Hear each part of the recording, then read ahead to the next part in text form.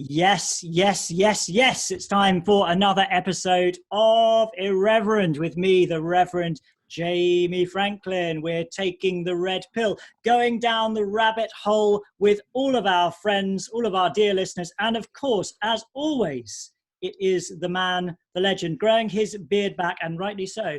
It is the Reverend TJ Pelham. Tom, how are you doing today? Very well, thanks, Jamie. It's been quite variable kind of weather-wise, but I've been having a good day so far. I think although my son has had his vaccination, so he is very grumpy. Nobody can accuse you of being an anti-vaxxer, Tom. With me, I'm not so sure. But it's good to hear that you're well. Sorry about the weather where you are, but I hope that inside you are full of warmth and happy today. Always full of warmth inside, Jamie. Always full of warmth and joy. You are, actually. And hope. You're a person, Tom. You're remarkably steady in your emotions. I would say that. We complement each other very well.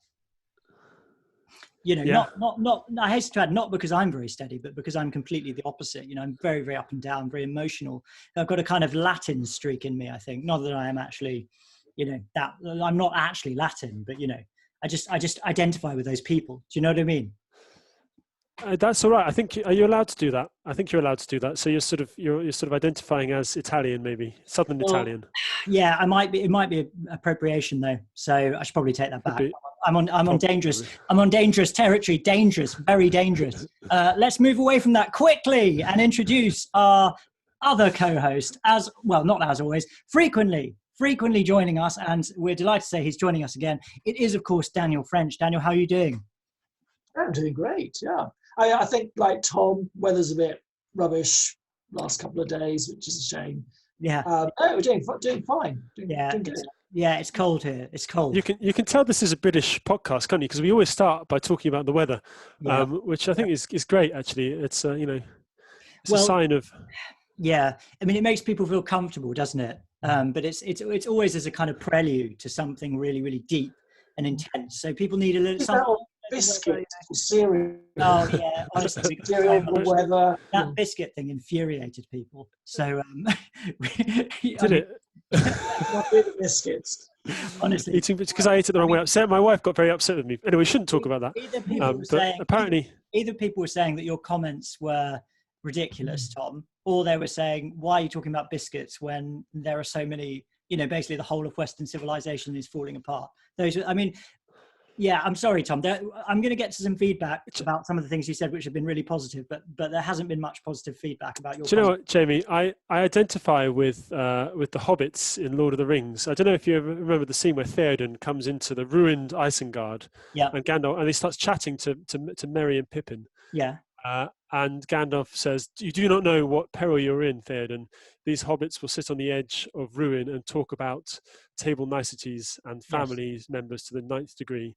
Maybe there's a little bit of a hobbit in me, although I'm 6'6", so not very much of a hobbit." I was going to say you're probably the human being that least resembles the hobbits that I've ever met. So maybe sort of emotionally or psychologically you're a bit like them, but you're more like one of the enormous characters in Lord of the Rings. Maybe even am I going to say this? Maybe even an Aragorn, Tom. I don't know how good you are with a sword, but you're certainly a tall, strapping young lad who could potentially, you've got the potential anyway to be a great warrior. You probably need some training and to hit the gym a bit, but I'll give you that one, Tom. I'll be nice to you and give you that one. Right. So introductions have been done. And now I think what we need to do is say a massive thank you to everyone who's joined our Patreon community. It's wonderful to have people joining and to be with us there. Tom and Daniel are on the Patreon community now. You've become patrons yourselves, haven't you, Tom and Daniel, which is wonderful. Yes. So you can chat with all three of us online, and it is genuinely a really good place to come if you want to connect with others in a more focused way. It also supports us financially, and you can become a patron of the show for as little as £3 a month, and join everyone else up there. I'm starting to post the audio of the podcast up early now, so you get the podcast a bit early, and also put lots of posts up. As I understand it, you get the option to name the podcast, don't you, Jamie? Yes, that's a new feature. That's a new feature which I thought of last week. When I put the podcast up on either Wednesday or Thursday, I'm going to ask the patrons to name the podcast. So the one last week, which was Solace, Hope, and Even Joy, which was something you said, Tom. That was somebody's suggestion. So you can actually win. You can win the competition. Name the podcast. So that's another feature of becoming a patron. But if you'd like to become a patron of the show, you just need to go to patreon.com/irreverent, and then you can become a patron too, or a patron too, I should say. Now, we've got too many patrons to give proper shout outs to everyone, but I'm gradually going through this list. So I'm going to give a big shout out to 20 more of our patrons, and then there'll be another 50 left, but then more will come in this week. So hopefully at some stage we'll get to the end of this list. But here we go. So a massive thank you to all new patrons: Martin S, Joel, Lisa, Ricardo P, Tom, Fiona W, Skeptic Nurse, Jane K, Beth S, Louisa J, Liz E, Pete K, Steve M, Domine J, Charlotte, I don't know why I find this so hard, Charlotte F, Leslie B, Matthew R, Andrew S, Rachel, Ian A, and Joy Wilson. And as I say, there are another 50 people who we have not yet named, but they will be named, and it will happen. So thanks to everyone for becoming patrons, and do join if you'd like to, and support us and join that online community. All right, chaps, I think we should start with a bit of scripture, if you boys are happy with that. And this time I'm going to introduce this bit of scripture. And I think the point of us doing this, Daniel's walked away as though he's Damien. It's not an analogy to scripture. He's like not an analogy to scripture. You're like Damien in The Omen. As soon as the scripture is mentioned, you flee from the room. No, of course you don't, Daniel. No, it's just managing a Labrador. Exactly. You cleave to the scripture like an infant at his mother's breast. Right, here we go. Let's talk about this. Now, part of the reason we want to do this is because we want to show how relevant the Bible is in so many ways to what's going on. And this is something somebody actually suggested the scripture to me, but I think it's highly relevant. So the scripture is Luke chapter 12, and then verses 4, 5 and following. And this is Christ speaking. So Christ says here, "I tell you, my friends, do not fear those who kill the body, and after that have no more that they can do. But I will warn you whom to fear. Fear him who, after he has killed, has power to cast into hell. Yes, I tell you, fear him. Are not 5 sparrows sold for 2 pennies, and not one of them is forgotten before God? Why, even the hairs of your head are all numbered. Fear not, you are of more value than many sparrows." And I thought that was really relevant when you consider, for example, that Christ in this passage says, don't fear people who can kill the body. In other words, the body being killed is not the most significant thing in life. I'm not saying it's insignificant, but it's not the most significant. What the most significant thing is to fear the one who has the power to kill, but also has the power to cast into hell. And he's obviously speaking about God. And so I guess the way you could kind of summarize this is to say that we should fear God above all else because God has power over our eternal destiny and not just our temporal destiny. And I think that this is relevant to what's going on at the moment with all the COVID stuff, because I think basically what's happened is a total reversal of the teaching of Christ. We've told people not to fear God and not to worry about eternal things, but to be absolutely and totally preoccupied with the death of the body as an absolute priority. And so it seems to me that this is, as I say, this is a reversal of the teaching of Christ. And actually, the ironic thing about this is that this is ultimately going to perpetuate fear, because we can't control our destiny in terms of our bodily death, because we are all destined to die. So if we spend our whole lives being obsessed with bodily death, we will not eradicate fear, and we won't live a peaceful life, but we will actually perpetuate fear within ourselves. The only way that we can know true peace is to fear God, which doesn't mean to be sort of terrified of God, but it means to prioritize God. And if we prioritize God and eternal things, then we have assurance of eternal life, and we can know freedom from the fear of death and genuine peace. So I think modern life sometimes makes finding those priorities quite hard at times, because we are overloaded, aren't we, as people, with information, with tasks. Life is very busy, and if I was to put a sort of Jordan Peterson kind of spin on this, even if you were unsure about the existence of God, you could say that life at its best, at its most heroic, has to transcend just survival. Yes. It has to. We have to have the furthest horizons we can have as to the meaning and purpose of life. Even if we feel that's something that we're just carving out ourselves, will give us a good life, a meaningful life. Yeah. And for us as Christians, that ultimate horizon is God and God's law himself, Mm-hmm. And not to do that is to slide. Again, if you're another type of genre on this, might be something like C.S. Lewis's Screwtape Letters, the subtleties of sliding down into a life which becomes chaotic, Yes. becomes meaningless, where we're adrift. Yeah.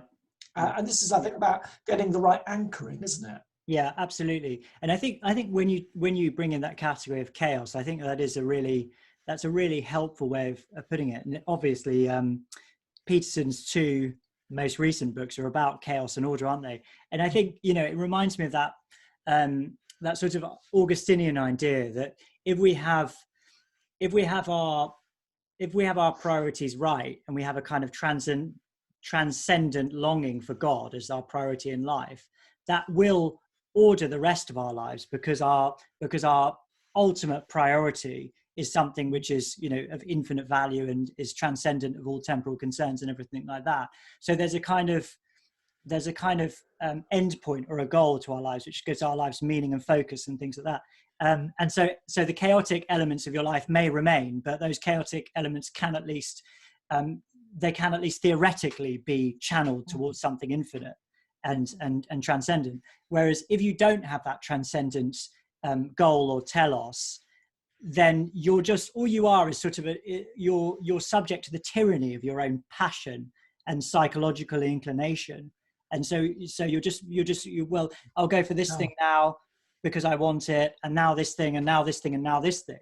And that's actually a very chaotic way of living, because you're never actually, it's like a journey with no destination.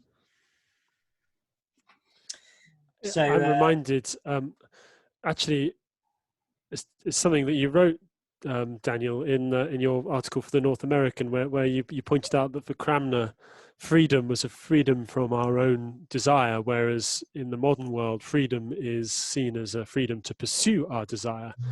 And there's something really profound about that. It's been occupying me for a few days, because truly, you can never really fulfill a desire by acquiring what it has. Yes. The aim of it, you can never be fulfilled if you just pursue that desire. You can never be full of food if all you desire is food, because you'll always desire some more food. You can never have enough money, because once you have a certain amount of money, all you want is more money. There's no fulfillment, and actually desire kind of self-bounds itself. It's the opposite of that wonderful picture of the human expanding their horizons. Actually, it collapses your horizon, and I think desire for a sort of life of without risk is one of the, to bring us back to COVID, is one of the issues that is driving the government and the sort of public response to this, because they desire to live a risk-free life, and actually that is inherently self-limiting, because without that risk, you can't grow. yeah, and actually opening our horizons. I think there's, reading around, it would seem there's suspicion that in a sort of collective AI algorithmic hive mind, we have programmed that is one of the main constants in our social media systems. So they will reflect that back. Yeah. If someone posts that will get more viewership if it goes down that doctrine of give us, a safe reading of the world, it will max that up. Yeah. Alongside, ironically, in a sort of schizophrenic sense, it will max up also the things that inflame us, that get us going. Yeah. So we have those kind of two things, those two poles crashing together. It's a recipe for mental health disaster. Really. Yeah. And COVID tide has ramped it up, hasn't it? Yeah. I mean, I think this whole thing is parasitic on this idea of freedom as freedom from constraint. I mean, I think that's a very pertinent observation that you made in Daniel, channeled through Tom, of course. But the modern world defines freedom as freedom from interference, essentially, whereas Christianity, at least classically, has defined freedom as the freedom to become what you were created to be. And a good example of this might be in any discipline. But if you think of music, for example, if you sit down at the piano and try and play, and you haven't been trained and you haven't practiced, you're not free. I mean, you can play any note, but you're not free. You can't play music. You can't play a tune. So there's no sense in which you're free. The only way that you can become free to be a musician is through being trained and practicing. And it's through that discipline and that focus and that time that you spend doing it that you are then free. And could anyone say that, a very great concert pianist, or indeed Tom, you're an excellent musician, when somebody who's really gifted and has become a great musician sits down at the piano and they play something, they are free. That's what they are. They're now free to be a musician, whereas previously they're not free. And so for the Christian, the truly free human life is a life that is patterned after the life of Christ, and it's the disciple of Christ who is truly free. And in that sense, we're not scared, just to bring it back to what we were talking about, we're not scared of death, because for us, death is not the ultimate limitation. And in many ways, death is the doorway into eternity. It's a necessary step. Yeah, it's the beginning of I'm reminded of The Great Divorce by C.S. Lewis. I don't know if you remember that wonderful scene where he meets a man with a lizard on his shoulder, who's the lizard's a representative of that man's anxiety and sort of small-mindedness, I think.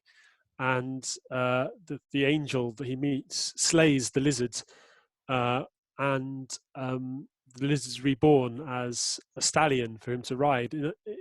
Unless we die to this world, St. Paul says, we won't rise to the next. That we were sown perishable, we were raised imperishable. Those great words from 1 Corinthians. That sort of. And of course, that's what's been missing, isn't it? We've rather than the church relying on the ancient wisdom of its own texts, it's pursued the government's safetyism through this time, and it's stultifying, and it's limited the boundaries of what the church can now say about anything. It's crazy. It's really crazy, actually, because we know, don't we? We know that people are lapping it up when we are talking about this sort of stuff. Mm-hmm. Yeah. That they appreciate it, they respond to it intelligently, on the whole, and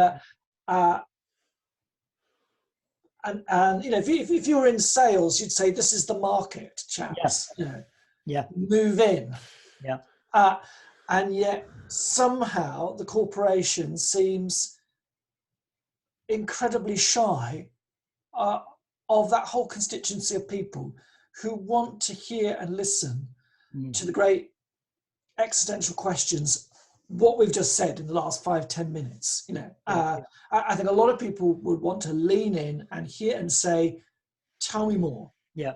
And for some reason, C of E PLC doesn't want to do that. Yeah, I mean, I completely agree. I completely agree, Daniel, and it really touches something I feel very passionately about, is that this is either true or it's not, right? So, I mean, I was meditating on the book of Revelation the other day, the vision of the risen Christ, fear not, I am the first and the last and the living one. I was dead and now I am alive, and I have the keys of death and Hades. But that's either true of Christ or it's not. Okay, if it's not true, then we're just Christianity is a total waste of time, and the church is a total waste of time. And all of us, we three, and any committed Christians, we're just absolutely wasting our lives. And there might be some perks like salary, free houses, or whatever, but we're essentially wasting our lives, and we're frauds. But if it's true, then this message is literally the most important thing that any human being could ever hear. And it is necessary for people to hear this in order that they might know Christ and have eternal life and joy forever. There is nothing more important than that. And if that is God's message, can we not have confidence that people actually want to hear it? Can we?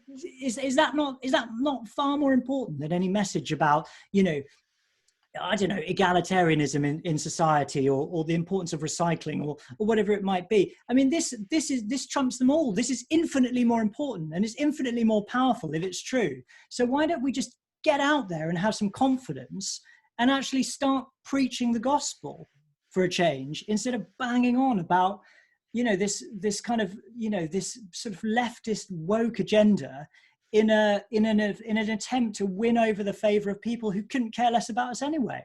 I mean, am I? Yeah, no, exactly. Yeah, I think the demographics are that the constituency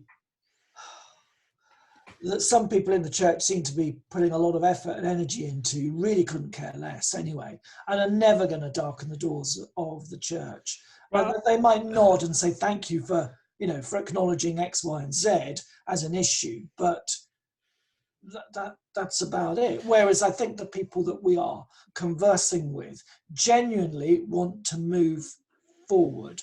And I don't mean that in a I'm trying to sell you a tub of ice cream kind of Christianity, that I'm just not reducing it to product sales. I know I've talked about sales a minute ago, but genuinely want to have that conversation and grow in that conversation and respect that. And it doesn't cost anything. What is it? It doesn't really cost us anything to do that. We don't need special committees.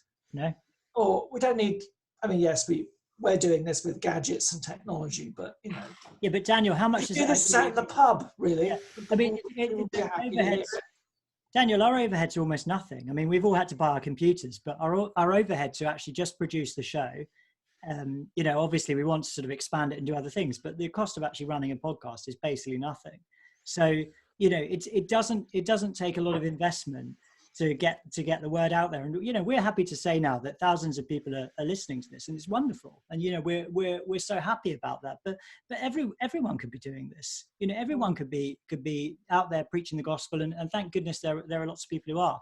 I mean, one of the things I was going to say is that I don't want to imply that, this door isn't open for everyone. The only thing I was saying is that we tend to be trying to sort of reach people who tend to not be interested in the church and in Christianity. And, I think we should preach the gospel to absolutely everyone. But at the same time, we have to recognize, there are scriptural principles, aren't there, of trying to recognize who is open to the gospel and who is not. And, moving, as it were, from town to town, preaching the gospel and shaking the dust off your feet if people are not interested. So I don't want to be misunderstood in terms of what I was saying. All I was saying is I think it's quite a strange thing to spend all your time trying to reach a group of people who have shown no, they've shown no sign that they're interested in the church or anything the church has got to say. That's all I meant. But we should probably talk about some current affairs now, I think. Tom, by the way, when you're mentioning the Great Divorce, you actually have my copy of the Great Divorce, which it's my copy, and I want it back. Now, I'm only joking. You can keep it. I've got a stamp now, which when I lend people books, I put my. Means I can't pinch more of your library. I put my mark on it. It's a tracker, really. It's a tracker. It's a tracker in the vaccine. I thought I'd given that back, Jim. I'm just looking for it. No, you haven't given it back. There's a fine, Tom. You've also got my copy of Pound a day. You've got my copy of Crime and Punishment as well, Tom. Which I have got somewhere. Yeah, it's very good. Have you read it? Yeah. Okay, well, at least you've read it. At least that takes the edge off the insult a little bit. I've read The Great Divorce as well. Actually, I've got an anthology of C.S. Lewis these days, which has it's lacking some of his later works, but I wish it had on the abolition of man, actually, but that's the big one it's missing. But it's got just about everything else by him. Yeah, I know, but Tom, if you're looking for intellectual kudos, it's much more impressive to say that you've read Dostoevsky than C.S. Lewis. As great as C.S. Lewis is. Dostoevsky was all right. I mean, yeah. No, I'm not. No, Tom, seriously, we're not going to get into this. This is going to make me angry. Right. Nobody is flagging off Dostoevsky on this podcast. Anyway, we don't want to get into that. It's too esoteric. It's too elitist, and we're not having any of that. We're here for the common man. That's who we're here for. Right. We're here for Boris's wallpaper. Yeah, exactly. Yes. Now, what should we do first? Like, we can talk about church stuff, or we can talk about political stuff. What's your view? Let's just start with political stuff, because we talk quite a lot about churchy stuff, and we've got some non-churchy people out there. So we should talk about. Well, yeah, absolutely. I mean, I'm willing to kick off here. I was very interested this week to read about the story about Johnny Mercer, and I don't know whether either of you have come across this. Johnny Mercer was an MP, but he's resigned now. And I'll read some of this. Is from the fount of all truth, The Guardian, and it says the following. The former Veterans Minister Johnny Mercer has launched an extraordinary attack on Boris Johnson's government, describing it as a cesspit and the most distrustful, awful environment I've ever worked in. A day after his resignation, the MP also accused ministers of being cowards for not implementing a controversial pledge to end vexatious historical investigations of veterans who served in Northern Ireland. Mercer quit for that reason.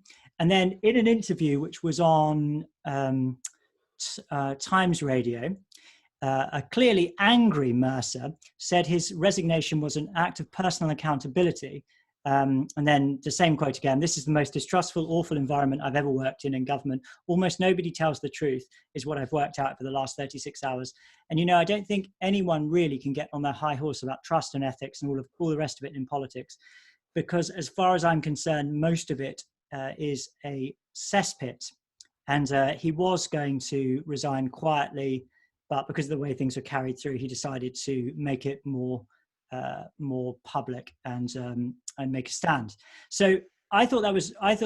I mean, obviously, chaps. I mean, it doesn't surprise me. I think, as I've said before, I think these people are lying to the public in many ways, and really what they're interested in is controlling our behaviour rather than telling us the truth. But I think it's quite an interesting insight into what's going on there, that an MP would come out and say so strongly that, I mean, what did he say? Basically, everyone lies all the time, and that it's. No, I mean, he's a star MP. He's nearby here. His constituency, a couple of doors down from here. Very popular. Often on local TV, this and that. Really connected with folks. So for Boris Johnson, the government, to lose one of its rising stars like this, somebody whose USP is integrity and character. Well, it's not looking good, is it? Yeah. Well, I think. Unlike Downing Street flat, which apparently is looking superb at the moment. Isn't it? I mean, comes on top of the same week as new and unsightly spats between Cummings and Boris about exactly what happened before the November lockdown, and you get the impression that this administration is already acting as if it had been in power. It's like the end of the Major period, isn't it? It's sort of tired, old administration, or the end of Gordon Brown's administration. No one really taking accountability. We're stuck in a continuing lockdown with no particularly good reason. Boris hasn't really got the authority to push against his ministers who clearly want it. His ministers don't have the integrity just to say what they think. You've got various ministers doing their own projects. You've got with vaccine passports and Goves sort of stuff like that, despite the fact that I suspect they're unusable, unworkable, and no one really wants them. And no one's got the balls to just sort of say, no, this is no good. It's a bit like I think someone in the Spectator said about the testing, the mass testing.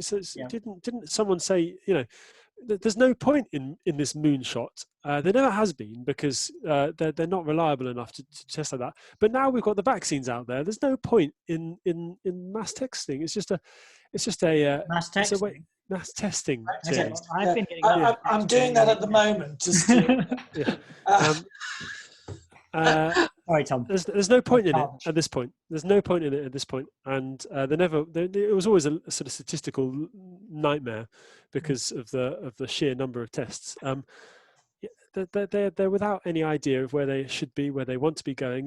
They need to go. They just need to go. They all need to resign. Yeah, I mean, something that I find remarkable about what's happened over the last 18 months is the way that MPs have basically gone, and particularly, I suppose, the government, they've basically gone from being, in the eyes of the public, sleaze bags and liars, to being sort of, completely and utterly white knights, trustworthy white knights in shining armor.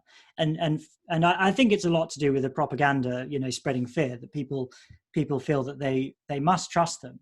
But if you consider, for example, the MP expenses scandal, the sleaze and corruption that was exposed as a result of that, and Boris, I mean, I don't want to go through a litany of his past misdemeanors as a person, but you can Google pretty easily and find out what kind of person he is.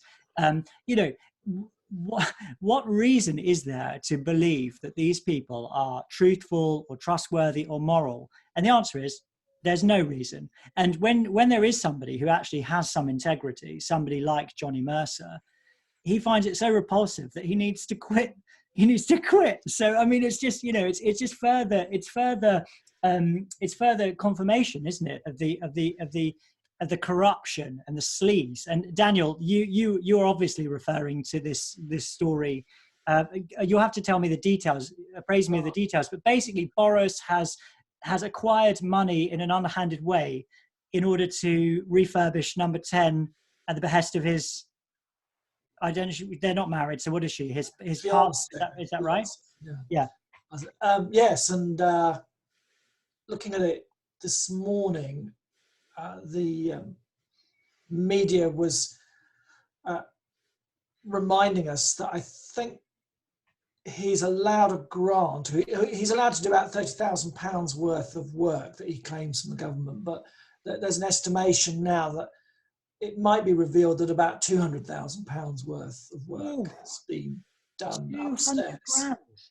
To refurbish an upstairs flat. Well, it's a big flat, but it's a big flat because it goes into the back, doesn't it? And there's a big sort of Georgian house out the back of 10 Downing Street, as I understand. But even so, it's presumably not exactly that bad because it's maintained sort of yearly, isn't it? I mean, that's over 2 years' salary for Stephen Cottrell's personal assistant. I mean, that's an extraordinary amount of money, isn't it? But I mean, it's nothing compared to the ongoing cost of lockdown each day, so we shouldn't complain too much, really. Well, maybe that's what Boris thinks. Oh well, The irony is the Beeb did a panorama program, I think it was a couple of years ago, on the state of the Westminster Palace. Yeah. Which, I've been in ministry about 25 years, and you get a feel for buildings and the sort of things that need to be done, and even myself, as someone who doesn't come from a building or architectural background, you do have an eye for places and historic places. And their documentary was quite shocking, actually, the state of the Westminster buildings. Yeah, it's really surprisingly run down. It's not prioritised. I know that there's been this whole conversation about them moving the Parliament, and they've got billions of catch up to do. Yeah. So this is a group of people. Maybe it's because they're transient, and maybe it's just because they're not kind of morally focused enough on the treasures that are put in their lap. Yeah. But they clearly have some very strange relationships with buildings, whether it's 10 Downing Street, the Houses of Parliament. They're either odiously lavished or completely run down. Yeah. And that's the irony is he only has to walk 500 yards down the road to see a building that has got some serious serious issues. Yeah. Yeah, absolutely. Yeah. Designed, of course, by the great Augustus Pugin, which is it's a beautiful building, isn't it? It needs to have some money spent on it. So let's hope that Boris will channel some of his funding into that very soon. But no, I mean, I thought that was a very interesting story, chaps. And, I've made it very clear what I think about these politicians and the Mercer thing. And, all of this scandal and the sleaze that comes out, it doesn't surprise me at all. But chaps, should we go on to talk about, I mean, are there any other big political things? Because there are some things in the church that I think would be really good to mention. So, I mean, is there any other stuff that's happened this week politically, or should we go into some of this church stuff? It's been a quiet one. We haven't had our briefing of doom by Boris. Yeah. I mean, I never watch those anyway, Tom. Let's talk about some church stuff, because I'm sure people would be interested in this. So we're going to talk about bell ringing in a minute, but this is really good. Daniel's just pointing me to this. So this is Premier Christian robot. Right, listen to this. Right, a quarter of Brits, presumably that's all Britons, say they would take spiritual advice from a robot priest. And we're not talking metaphorically, we're talking actual robots. So 1 in 4 people in Britain would take spiritual advice from a robot priest. And there is a debate, which I believe is being hosted by Justin Brierley. And they're going to examine some of the big questions around technology, artificial intelligence, and the church. In the debate, one of them claims controversially that it is impossible in principle to have a digital computational system that would be fully conscious and indistinguishable from the kind of consciousness experienced by humans. Furthermore, he shares what he describes as the simulation hypothesis, where we are living in a computer simulation in a literal sense, built by some advanced civilization, a bit like the Matrix that we talked about last week. The other one in this debate, who leads research, developing AI, etc., reveals she likes the idea of a superintelligence out there able to change things in our world, but argues the weight of evidence since in favor of the God of the Bible as being that source, as opposed to something out there. Brierley comments, this is a truly fascinating debate with 2 brilliant guests who address the topic from a Christian and non-Christian perspective. Interestingly, in a recent survey conducted by Savanta Comres for Premier Christian Radio, 1 in 5 of those polled said they believe we are living in an artificial intelligence simulation. Well, as many as that.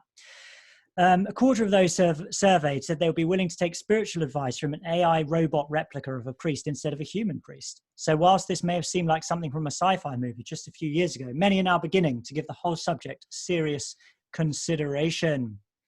And then there are some more comments here, and then a quote here. One of them comments, I hope we don't lose the human touch of the local priest, vicar, or church minister. A robot in a dog collar may be able to say a prayer for you or administer the last rites, but does an AI algorithm really care about your soul? Well, that's the $1 million question. Maybe we should lobby for a digital robotic supremo. Yes. Have we got one already? A digital church needs a digital vicar. I think whoever wrote this has got a screw loose, really. I mean, to be honest, who takes who takes these polls seriously anyway? There's, people. I don't think people seriously want a digital vicar or a robotic vicar. They've already got digital vicars in most of the land. Robotic vicar, I should say. Robotic. Robot vicar, Tom. Robot, not robotic. Robovic. Well, it's a proper adjective, isn't it? Anyway, And you say 20% of Brits say they would have a robot vicar, but 40% of already have. Don't know. Already have one. Yeah, they don't know they got one already. The answer, of course, is you can't say a prayer without the intention of a prayer. So it doesn't really matter. A robot could never just have a robot speaking a prayer. It would be a complete waste of time. it would you may as well have a CD, a CD of the last rites you put next to someone. It would have exactly the same sort of authority, and in effect, it would just be creepy. Yeah, but, I mean, I think sacramentally, obviously, with a sacrament, you need the appropriate material in the sacrament, don't you? So you have to have an ordained priest to. I mean, obviously, slight sort of theological issues, but to do a sacrament like the Eucharist, you have to have at the very least, you need a human being. We could move outside of a Church of England sort of framework and say you have an authorized leader of some sort. Yeah, but that leader needs to be a human being, don't they, Tom? Yeah, obviously. I think every Christian agrees that you can't be baptized, for example, by a robot. I mean, that's just nuts, really. I mean, no, but I guess that's a canon law question. But I guess are robot baptisms valid? I mean, let's get Synod working on it. We might have a report in 6 years. Working party needed. A 550-page report, half of which argues that you can, the other half of which argues that you can't. The conclusion.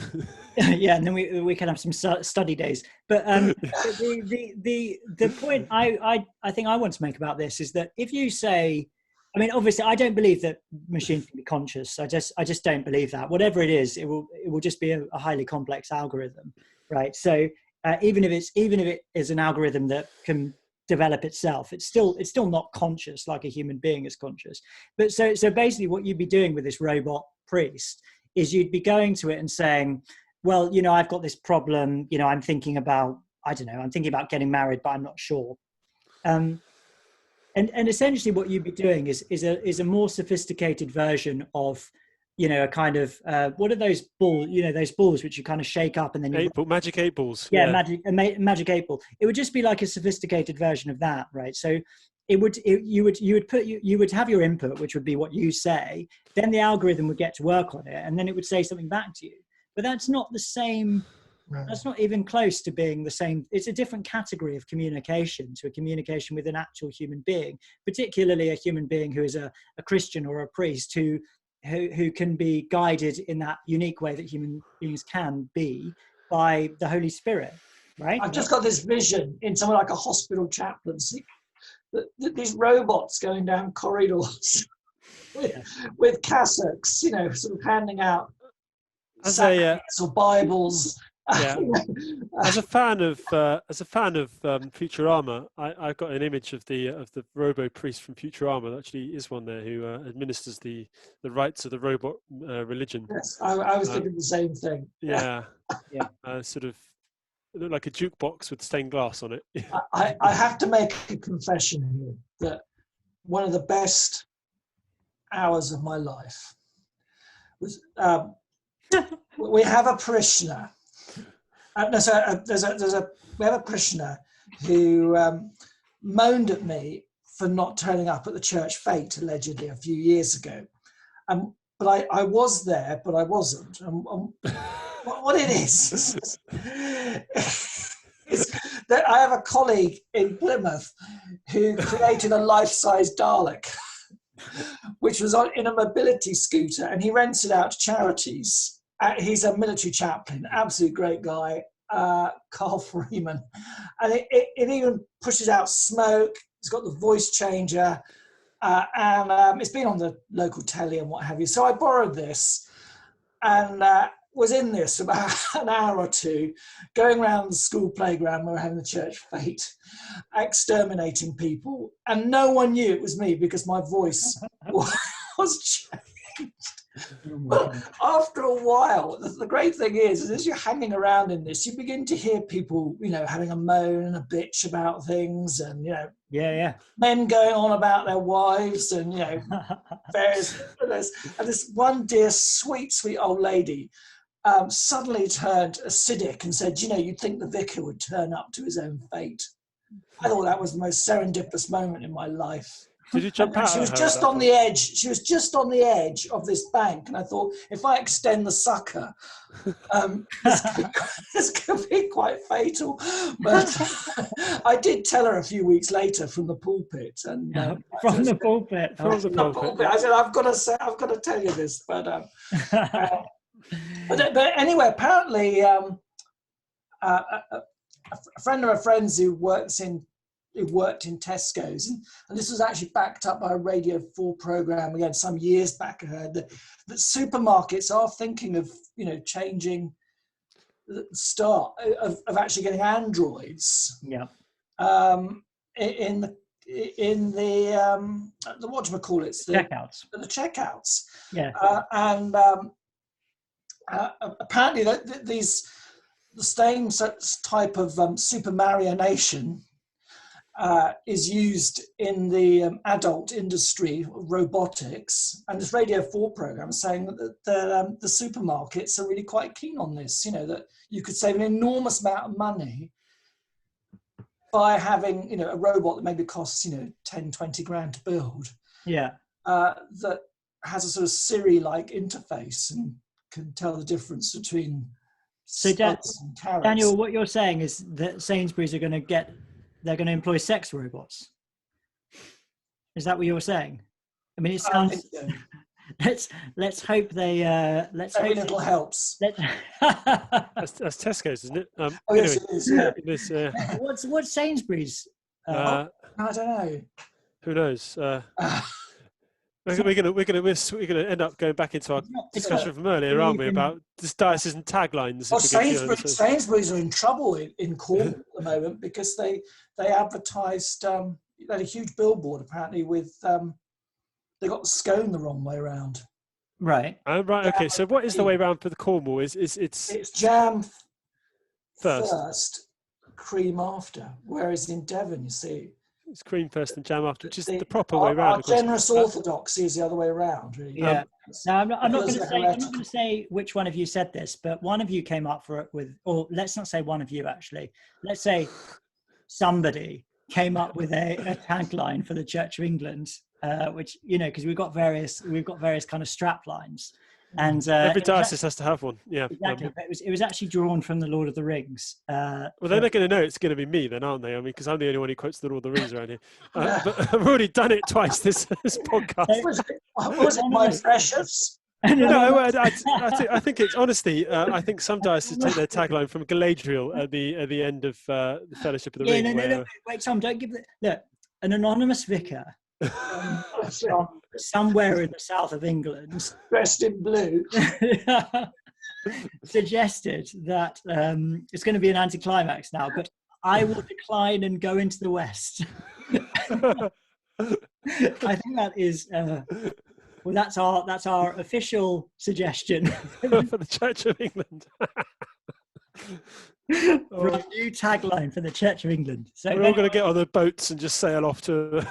If anyone can top that, or indeed if anyone can guess who wrote it, then there should be a prize. Yeah, there should be a prize for that. But that is, I would decline and go into the West. That is brilliant. So well done, whoever came up with that. We were talking about taglines though, because every diocese has one, and you sort of have to repeat them. Yes. I particularly like Jamie's diocese. Actually, I'm a big fan of it because it's good, strong. You have to say it with a clenched fifth. If this is sort of wider, deeper, younger. Yes. It's strong stuff going on there. Whereas here we're hope, pray, serve, and apparently Devon have nicked it. We're pray, grow, serve. I almost forgot it there. Gosh, pray, grow, and serve. Pray, grow, serve. Pray, grow, serve. Yeah. Oh, interesting. I think we're pray, serve, grow. I don't know. Anyway, pray, serve, grow makes more sense to me. But I wonder where is preach in that. I mean, is that part of serving? Maybe I don't really know. But it seems to me that preaching should be there somewhere as well. I mean, just to you could have preach, teach. Yeah, preach, teach, pray, teach, grow, learn. Yeah. I don't know. I'm just making up words now. But anyway, my one is growing disciples wider, deeper, and younger. And I think it's important to make it clear that when it says wider, it doesn't mean like the individual disciples. I'm gonna have to stop. It doesn't mean like making disciples fatter. It means reaching more people. So it is likewise with the deeper thing as well. Like burying disciples in the ground. Do any of you guys subscribe to the? Oh, take a deep breath here. The Facebook church typos. No. I've heard of it though. It's a real fest of the worst typos that have gone in like service sheets. Chris will save you and that sort of thing. Are particularly noted for doing this. Expensive booklets that have got the most delicious typo on it. The most popular one is often, "Do you believe in Chris?" Yeah. I mean, that's easily done, isn't it? That's easily done. I've written, when I've been writing stuff, I frequently write Christ instead of Chris. So when I've been denouncing Chris Whitty, that's been I've been close to blasphemy. Christ Whitty, Whitty the Christ. No, I mean that kind of thing is very easily done. Have you got any more on the tip of your tongue, Daniel? Because this is holy angles is quite common, isn't it? Holy angles, yeah. We did one which we sent up, which was "Peach be with you," which got some amusement. And there was a church, I think it's in your neck of the woods, Jamie, that had a huge mural with the words "Arise." Yeah. And they'd obviously spent a fortune on this beautiful mosaic, and then put a tree in the middle of it. And as the tree grew from the dual carriageway, people got a different base message, let's say. It looked like a different word. Yeah. Okay. That is very unfortunate. These things need to be planned out before they are implemented. Chaps, I'm interested to hear the story that you two have been across about bell ringing in the church. It's an interesting one, isn't it? So it started... so let's go with some context. So the bell ringing in church is obviously a particularly English art, to those of you who are international sort of listeners. Each diocese has a organisation sort of attached to that sort of looks after its bell ringers who provide a service, and there's a particular type of ringing that we do. And there's a central council called the Church Council, the Central Council of Church Bell Ringers, and which is like the Council of Elrond. It's a bit like no, not at all, because unlike the Council of Elrond, there's not really any need for them, and the problem is with these sort of in the Council of Elrond, Tom, they like to think of themselves as sort of the FA of the football, sort of, of the bell ringing world. You mean of the bell ringing world? And but the problem is that not many bell ringers actually care what goes on, so it tends to be a very sort of cliquey thing where there's a local associations elect representatives to go to the CCCBR, who then elect an executive committee, whose job it is to support ringing. And unfortunately, they haven't. In fact, quite the opposite. I mean, they're, as far as I can tell, they're the only organisation attached to a hobby which has successfully negotiated with the government for harsher restrictions on that particular hobby than the law actually required. So when everyone was we're working, remember back in June when we went to the 1 meter plus kind of system, and the Church Council of Bell Ringers managed to successfully negotiate 1.5 meters plus for no apparent reason, which is a real faff, because quite often the church, 1 meters, you can get in a normal sized church bell ringing tower, you might have a meter between the ropes, but you might not have 1.5 meters. You really restrict what can be done. Anyway, they've recently. I suppose if you climbed up the rope, it could be at different sort of heights. That might be. Unfortunately, you can't hover and ring, or at least I've never experienced it working very well. Only the charismatics can do that. Or the Catholics, some very holy people have claimed to hover. St. Teresa of Avila. Was Francis of Assisi meant to have done some levitation? Oh no, Thomas Aquinas. Anyway, sorry, carry on, Tom. What's happened now? So they've released their guideline, their roadmap out of ringing, and out of ringing. No, out of sorry, out of lockdown. And what they've done is they've produced a page which basically follows the government guidance, and anyone. And I'm not, and there's a question there, because I think it's an act of worship and actually comes under slightly different guidance than sort of general activities. But okay, they follow they've got a page though attached to that, which is "Should you ring?" is the name of it. Should you ring? And it heavily implies that people who are in risky professions, like nursing or sort of customer-facing ones, and people who haven't been vaccinated shouldn't ring, or should think twice about ringing. And it exhorts those who are going to share their medical status with the rest of the ringers in order to make them feel happy about ringing with them. Does it specify how you should do that? I mean, should you all sort of sit down and take turns to read out your medical? Yeah, my name's Tom, and I haven't been vaccinated. Obviously there's so many problems with this. Not least because it's we're talking about a what I as a bell ringer I fervently believe is an act of worship. Now, bell ringers are a funny lot.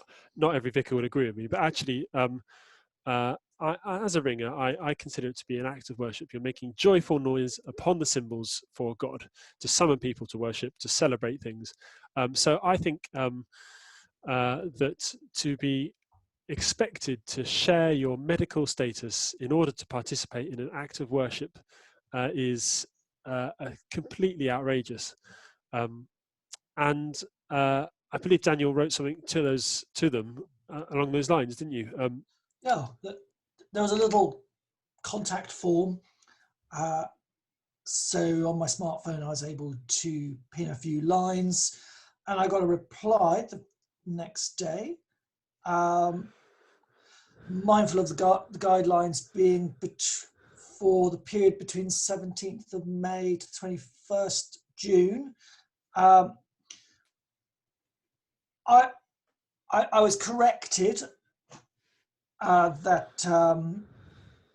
the Church of England, the House of Bishops, it's seen, Bishops Recovery Group, had a discussion with them. Though I don't think on the first page, the page where you saw those guidelines, that's clear. You have to go a bit deeper. And Daniel, just for our listeners, what are the bishops actually recovering from? Are they recovering? I've actually forgotten myself. What's the Bishops Recovery Group? They're not. Oh yes, this is the sort of COVID response group, right, of the Church of England. Yeah, it's not a. It's not like Alcoholics Anonymous for bishops. No, something like that. It's not like. This is getting very frivolous, isn't it? Yeah. So anyway, so what have they said? I used to be a bishop, but now I'm no more. Recovering from. I've met lots of people who describe themselves as recovering evangelicals. Maybe there could be I'm recovering from being a bishop as well. Anyway, sorry, the Episcopal Recovery Group. Dear souls, it's a hard job, so you couldn't blame them if they were, No. Yeah, they need our sympathy. They need our prayers. Right. I'm trying to keep my job here. No. What have they said? What have these bishops said? Have they sorted out those bell ringers? Have they gone in and bashed the bell ringers? Come on, let's have some drama. Anyway, the reply said, with respect to encouraging people to be open and honest with one another about their medical status, I think an appropriate attitude is summed up in the previous sentence, in caring for one another. The guidelines is exhorting ringers to put the interests of others before their own. Ooh. This could take a form of voluntary informing their band of something medical, or of absenting themselves from whatever is a voluntary activity if they prefer not to do so. What would not be justifiable would be putting others at risk without informing them.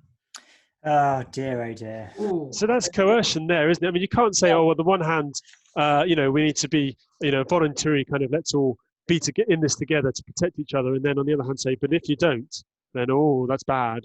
You can't have both positions held at the same time. They're literally contradictory. Let's be honest. Let's be clear, I should say. It's not okay to expect people to share medical information as a part of engaging in church activities. And it's interesting, isn't it? Because it's on the back door, because we were involved, and Jamie particularly, in this petition about vaccine passports not happening on our grounds. Now here we've got an organisation which has involvement within our churches, saying that they're going to have a policy potentially independent of the parish priest. That doesn't sit, whatever that policy might be, that doesn't sit easy with me, because that firstly should be a dialogue with the PCC and the vicar, the church council and the vicar. So we could end up with churches where there is what we were really saying passionately we didn't want to happen, happening through the back door. It's a de facto vaccine passport, isn't it? To ask people to absent themselves voluntarily if they haven't had the vaccine. But I mean, can I just interject here? And I know I've made this point before in this podcast, but this whole conversation about putting people at risk is total nonsense when it comes to this thing about the vaccine. If the vaccine protects people, then the status of other people in terms of whether they've been vaccinated or not is irrelevant. So, of course it is. But this is nonsense. Saying if you're not vaccinated, you're a risk. That's not true. And it's creating a group of people who are going to be othered in our society and rejected and vilified and avoided. And it's profoundly, firstly, it's illogical, but it's profoundly anti-Christian as well. But I think it's unvaccinated people in this way. Sorry, Tom, carry on. No, I think you're right. But I mean, they sort of qualify this a bit in the page by saying, vaccines might not be effective. And but the problem is that we're now at a point where, or at least they say, even if they are effective, they're not entirely effective. But we have to come back really to the point where no risk appears to be acceptable to them. And actually there's all sorts of risks in church bell ringing. I mean, they're not very high risks. Generally people don't get hurt, but people do sometimes. People do sometimes. People get there can be mechanical failures. People can, most injuries are things like sprained wrists or trip up a couple of steps and hurt your knee, that sort of thing. Quite common. Happened to me. There are risks inherent in this activity. If they're going to take this sort of hardline no risk from COVID, then they should do that with everything and effectively shut themselves down and shut all ringing down, because it's just not worth the risk. But actually, we've always rung quite happily prior to COVID, and they rang, I've no doubt, through the 1918 flu, and they rang through the 1956 and the 1968 ones. Actually, what their responsibility as an organization isn't to decide what risk people should and shouldn't take. It's not, it's not their business. It's none of their business at all. That actually is between the ringers and the vicar within the appropriate government guidelines. This is where it's going to be difficult, isn't it? Because let's take another instance. Durham University introduces COVID status certifications. This is a story that's come out from Lockdown Skeptics. Now, who's to say that Durham University and any other organisation do not use churches as outflows for campuses? That's where I'm going with this. You could have all sorts of organisations that use your church and behind your back start asking for status certificates of that ilk, or imply that our study group won't meet unless you can produce COVID negative test twice a week. I mean, I think, and that could happen in our premises. That worries me. Sorry, Tom, just to interject quickly. I mean, the way we used to think about this was that if you don't want to take a risk, you stay at home. It wasn't that literally everyone in society stays at home in order to protect people who are, who have received an appropriate medical treatment to protect themselves. It was that if you feel yourself at risk, say you haven't had the vaccine or something, or you're concerned that the vaccine isn't going to work, you can stay. You're free to stay at home. But if you enter the world, if you leave your house and enter the world, you're taking a risk with your own health. It doesn't matter how many times you've been vaccinated. You could be run over by a car. When you step out the front door, you're taking a risk, and that will always be true, regardless of your medical status. Sorry, Tom. No, I mean, that's the thing, isn't it? And so in the end, what the role of the CCCBR, the Central Council of Church Bell Ringers, should be, and indeed all interest groups, is not being preachy and a kind of this sort of thing. Is simply to interpret the rules in such a way as to make the members understand them. So they should say, as of the 17th of May, you're able to ring as of 6. Rule of 6 indoors. And that's the end of it. It's likely that you'll be asked to social distance if possible and wear masks. Quite why there's so much more danger in a church. It's always irritated me because you can sit around a pub table and no one's pretending that you're sitting opposite someone, even outside, or indeed inside, and there's any social distancing going on between them. But they'll mandate social distancing in a ringing the church bells for some weird reason. Yeah. It doesn't make any sense. The on the one hand, you've got 6 people sat around a table indoors. On the other hand, you're not allowed to ring 6 bells or whatever. It makes no sense. But they should, at the most they should be doing is helping towers interpret and informing people as to how this can play out just by the letter of the law. They shouldn't be going around adding anything to that because it's none of their business. Yes. It's the business, but it's entirely between the church ringers themselves in the tower. It's entirely between them, and it's entirely between them and the vicar in terms of what the church's health and safety policy allows. And quite frankly, they just need to. They've overinflated their own importance, especially negotiating stronger restrictions than legally required. It's we don't need that. It's not necessary. I think that bell ringers, they are of a certain type, though, aren't they, Tom? Let's face facts. I used to work in the cathedral. I know what it was like when I walked in there. When I walked in the bell tower and all the bell ringers were there, and they weren't expecting me to be there. They'd give me those looks. This is a local tower for local bell ringers. Who are you? Jamie, and I would say that I actually work in this cathedral. I have all the keys. I open this door for you. You wouldn't be here if it wasn't for me. This whole building, wouldn't even be open. I can see why they didn't like you. Actually. All right, chaps. I think we've absolutely bashed those bells, and I think we should move on to what will probably be our final topic of the day before we talk about the old emails of the week. And so what we're going to talk about now is, of course, the Church of England's From Lament to Action document, which Daniel, you've been sort of a bit busy writing a few bits and pieces about this, the Anti-Racism Task Force report, and this has been, I think it's fair to say, quite controversial. This is a report that's been written by the Anti-Racism Task Force in the Church of England, which, if you don't know, is a kind of response to I don't really know what to call them, the claims that the Church of England is deeply institutionally racist. So the Church, obviously, at this sort of episcopal level, is saying that the Church is institutionally racist, and we've got a lot of work to do in order to be less racist, and we've got to do all these things now, such as having quotas for ordained ministry. For any post, there needs to be quotas now. There needs to be much more talk of black theology in colleges, and loads of other stuff as well.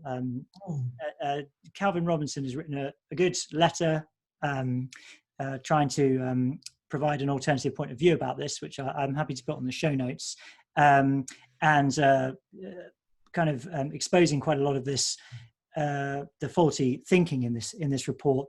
Daniel, I know you've said a lot about this as well. I don't know if you want to sort of jump in and comment. Sure, yeah. Calvin and I have done a number of bits and pieces. He's written a piece for the Telegraph as well over the weekend on this. In fact, on my own blog, Notes to the Underground Church, blogspot.com, Christophe de Ray, one of my theological future interns, has just written a piece, Should the Church Condemn Institutional Racism? So yeah, have a look at that. I'll put it on the show notes. He begins with actually Archbishop Welby's statement that was made in General Synod February last year. Quote, there is no doubt when we look at our own church, there is no doubt that when we look at our own church, that we are still deeply institutionally racist. Let's be clear about that. The report came out a couple of days after the Panorama programme as well, which highlighted some stories of racism and what have you. I think what I found particularly interesting was that Douglas Murray had received a leaked draft about 6 weeks ago, which he did quite a tough Spectator piece on. Yeah. Highlighting all the word, all the words were there that you'd expect in a kind of, hard left woke sort of analysis of things. White privilege, white normativity, etc., etc. Eurocentrism. Eurocentrism. Christendom was poo-pooed. We can't have Christendom. That is very bad. Christendom, that's very bad. We must have late modern Western secularism. That's much inspired by that wonderful North African, Augustine. Yes. Silly. But the thing is, they with his silly theology. They don't really mean when they say black theology, sort of TM. They don't actually mean theology by black theologians, because I mean that is. There are plenty of excellent African and black, and probably, I mean, Augustine was probably was a Roman citizen, so he probably wasn't black skinned, but he was half Berber, Tom, so he would have looked like Zinedine Zidane or someone like that. Yeah, so he was black skin, but sort of not black, but dark skin for sure. They're not talking about theology from those people, because that's already widely celebrated in the Church of England, or at least within the within the curriculums. I think I spoke a few weeks ago about how I did quite a lot of work on Ubuntu, which is a classically kind of a black sort of cultural movement, should we say? Not to be confused with Mbongo. No, fruit juice. Fruit juice. Yeah, Jeremy, I think that's that's a really bad joke. I think the what they mean by black theology is, of course, the sort of racial and kind of it's a theology that's come out of Marxism and a type of thinking which sort of looks at it looks at everyone as a kind of as a separate identities, and the sort of the tension between them, which is not necessarily helpful. In fact, it's the opposite of the vision in the Bible for different people, different races coming together. It's not actually very Christian. I mean, it's the critical race theory, or the critical theory, which comes out of itself. I think I'm right out of the Frankfurt School. It is an attempt at bringing in that sort of hard left vision of society into the West. And what was particular was that the first draft is full of it, including suggestions that the Church of England should liaise and combine up with the Black Lives Matter movement, with the Sadiq Khan Statues Commission, with the something or other group in Bristol that were instrumental in organising the illegal riots and and so on and so on and so on. The destruction of private property. I mean, I think Calvin did a much more analytical job than I've done in writings on this, and in all sorts of presumptions, including presumptions about racism and COVID, and that I don't particularly want to go into here. But it was clear that the second document, this stuff was airbrushed out. Yeah. Now, it may have been that someone got the jitters, or the Douglas Murray article upset them. They saw that this is not going to go down well in a good section of society. So, tone it down. Yeah. Take all this, take some of this stuff out. Yet you can't help when you read I I didn't read all the 71 pages. I mean, because 40 or so of it is footnotes, which seemed a bit over the top. But it's still there, you know. And you think, what is the mood of the Church of England on this? Well, a few weeks before, the College of Bishops in London wrote quite a condemnatory piece about the government's independent commission on racism, because they felt that it presented too much of an optimistic picture. Yeah. God forbid the bishops being optimistic. Yeah, and they quote at the end of their letter, the Bishop of Dover, Rose Hudson Wilkinson, that Britain is not as yet a model country, you know, on this issue. Now, I think that's incredibly questionable. But even if that analysis is right, do we want, in combating racism, in our toolbox as the Church of England, do we want unbiased conscious training? Do we want critical race theory? You know, do we want that whole package, which has been tried and tested? You know, that the lived experience of it in universities, let's be true, isn't it? Is basically a cancel culture where everybody is afraid to say anything. Yes. Do we want to turn the Church of England into that sort of culture? I think that would be horrific to do that. You know, one of the things that, you know, I think that the C of E still has an element of, you know, you can have a good debate without fear of being sacked. And do we want that to be the new big tent? Do we want our churches to feel, our church culture to feel like the universities? I really hope not. I mean, the irony is, that's my last point, the irony is, in terms of black theology, as Tom has rightly picked up, you know, is that a large part of the Anglican communion is a traditional conservative Anglicanism in the global south. Yeah. And the last thing they're going to want is CRT. Yeah.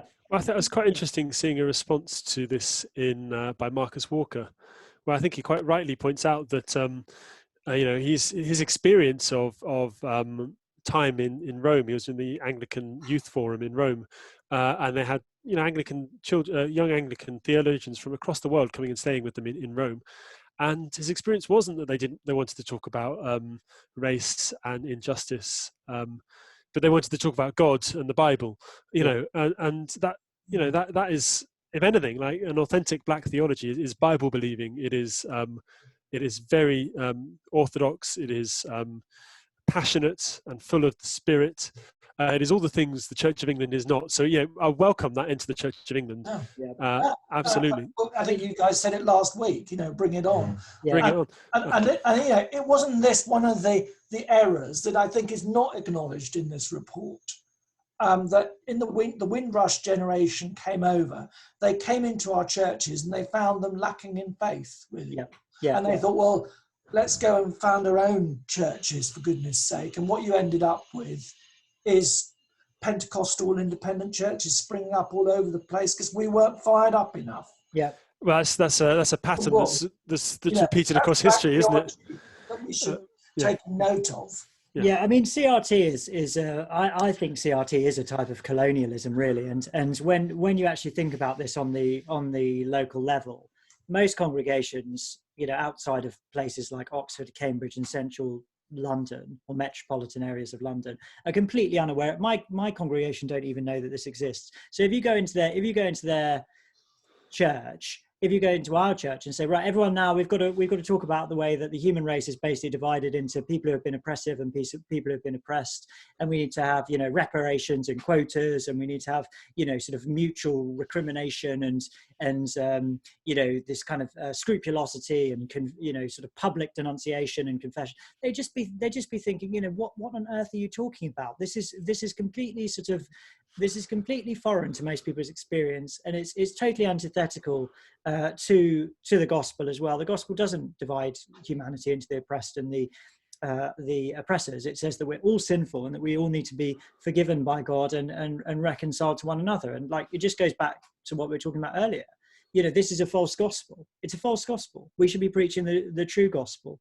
But chaps, I know we've only got a few minutes. I've got to go. I've actually got to go right away. So, gentlemen, thank you very much as always, and God bless you all. And I'll see you next week. Yeah, lots of love, Tom. Enjoy your afternoon. Thank you. I shall. All right. Okay, Daniel. So I think what we'll do is we'll just finish with a couple of quick emails of the week. So you listened to the pod last week, didn't you? Tom and I were having this discussion about whether or not, you know, what is actually going on with the COVID thing. Is this some kind of coordinated response to bring about ends that we are not aware of, or maybe gradually becoming aware of, or is this purely explicable by talking about it as basically a massive amount of incompetence and so on? I mean, a friend of mine, as well as those kind of two explanations, you know, if you have, say, incompetence, you also have the idea that this is some kind of globally coordinated response. There is also a third thing, which my friend points out to me, which is that a lot of this is kind of an ideology. So that could be another way of thinking about it. Like this thing has happened, and then the response, the reason that it's kind of coordinated is because it's an ideological response to it, and that might go some way to explaining why these Western countries with sort of similar sort of cultures, kind of late modern Western liberal cultures, which are you know, sliding towards this kind of leftist Marxism, they're all going the same way for that. I kind of, my own sort of middle way between cock up and conspiracy is, and I've used this term a few times on this show, is to talk of hive mind. Yeah, you know, you can have a million termites build the most intricate structure, but they don't have any conscious necessarily awareness of that. Yeah. If there are, there's a few kind of queen bees. Yeah. But on the whole, it's and in some ways that's also a potentially quite dangerous scenario, because it's very difficult to control a hive. Yeah. Pull a hive back from disaster. In a conspiracy, you could presumably shut down the conspirators. Yeah.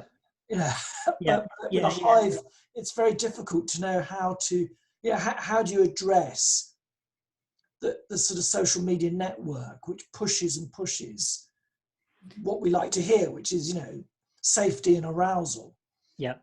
Yeah, absolutely. I mean, I think that I don't necessarily think that any of these explanations are mutually exclusive. I think all of these things could be true at once. Yeah. And it's quite, I mean, I don't think one can deny that there are global actors who have an ideological agenda. I mean, like, whenever you mention the name Bill Gates, people start going, oh, conspiracy. But, you know, if you just Google the Bill and Melinda Gates Foundation, you can find a list of the causes that they give literally hundreds of millions of dollars to, one of which is the BBC, one of which is the Guardian, another one of which is Imperial College London. So this is not insane. This is publicly available information. So there might be a question as to, you know, what's the point in talking about this, or whatever, which, okay, fair enough.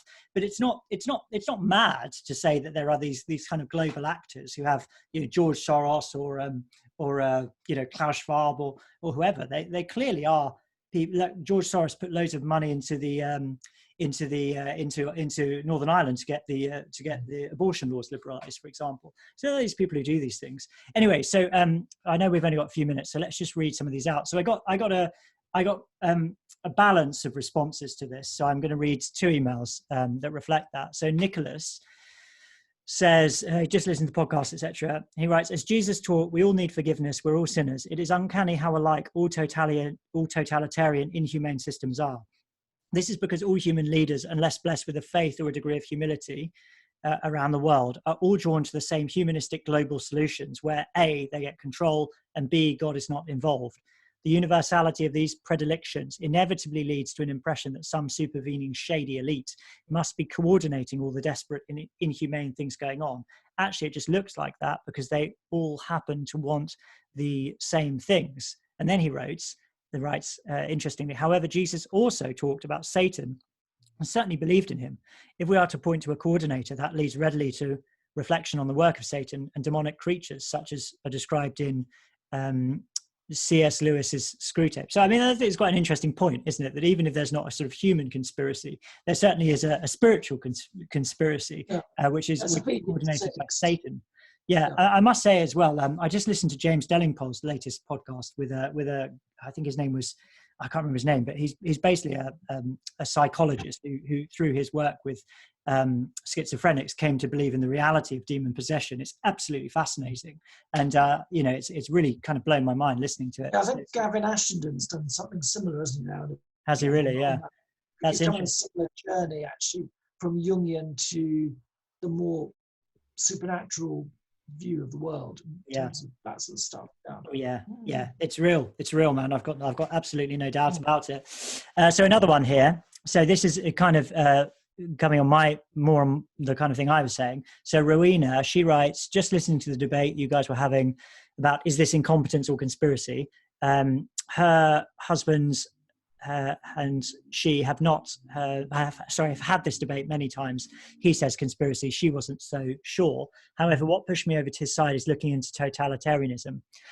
I think both of you would accept that what we're seeing with the lockdowns is ideologically totalitarian, i.e. the eradication of the difference between public and private life, such that the state has overreaching control into all spheres of our lives.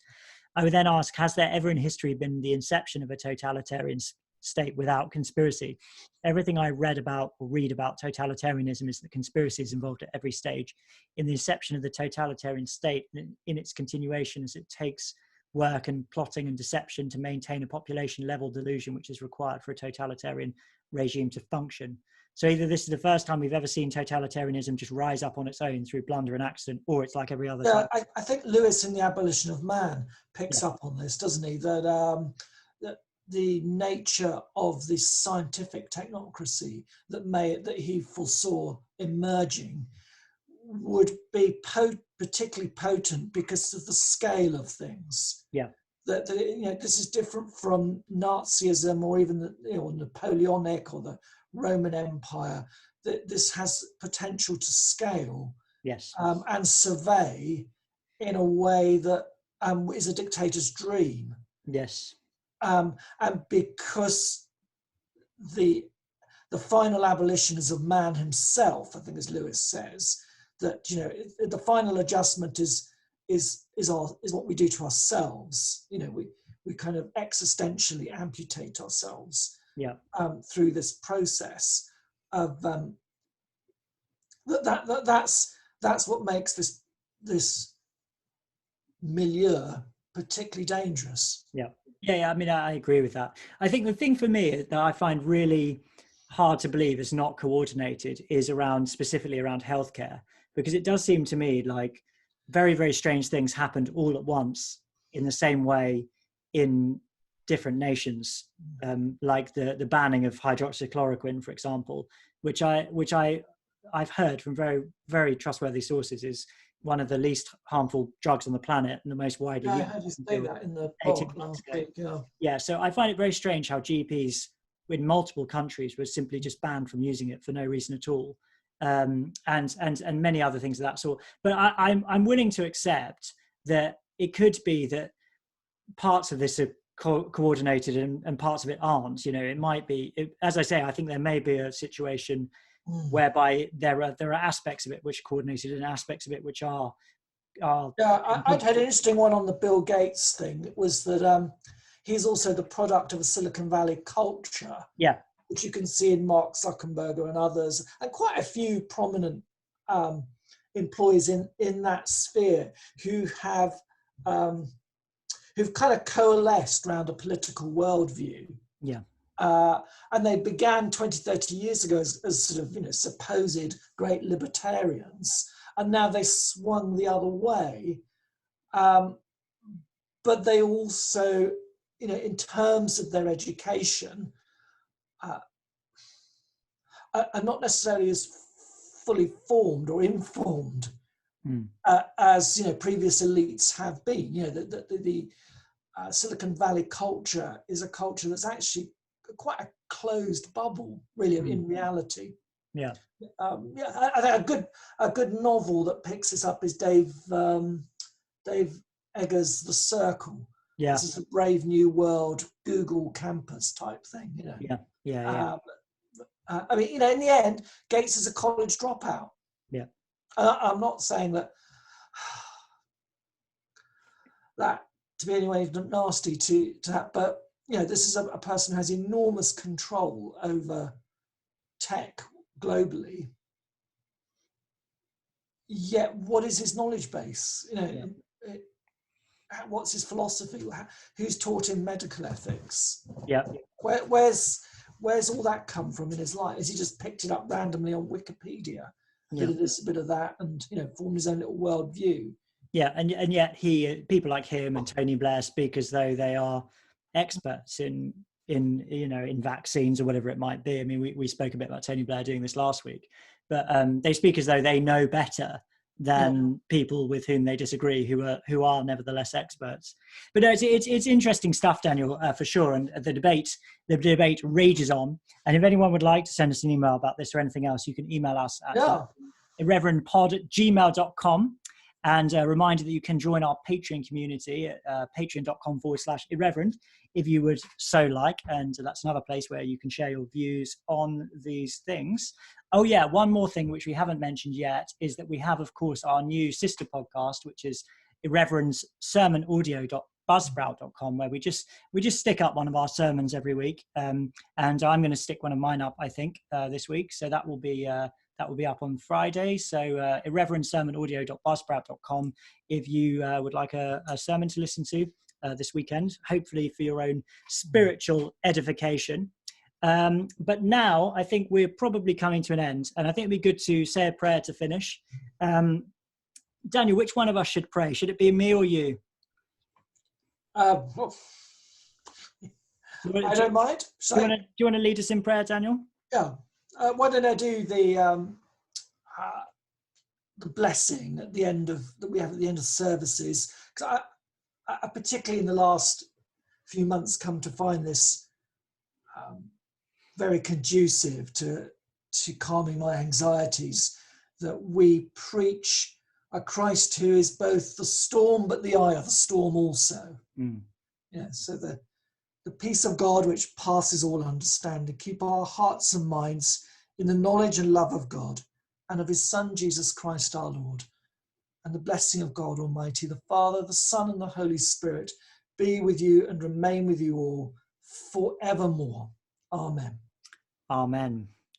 Thanks so much, Daniel. And we really do mean that for our listeners. We hope that you find peace and hope through this podcast, whether you're a Christian or whether you're not sure where you are, whether you're of another faith or no faith at all. We appreciate everyone being with us and listening to us, and the wonderful feedback we get. I mean, the feedback is astonishing, really, and we just appreciate it so much, and it's such an encouragement to us. And many people say, for example, that we've helped them, but I think it's definitely true for me to say that this really has helped me over the last 7 months or however long we've been doing this to stay sane. So it's like a type of therapy, certainly for me as well. And I'm sure you, Daniel, and Tom feel a similar way to some degree. But it's a wonderful thing to feel that sense of love and friendship and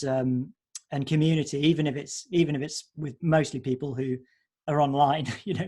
They're still real people. So we do really appreciate that. We appreciate everyone listening, everyone getting in touch, and thank you once again for listening this week. And we look forward to being with you again next time. And thank you, Daniel. Take care. All right. God bless.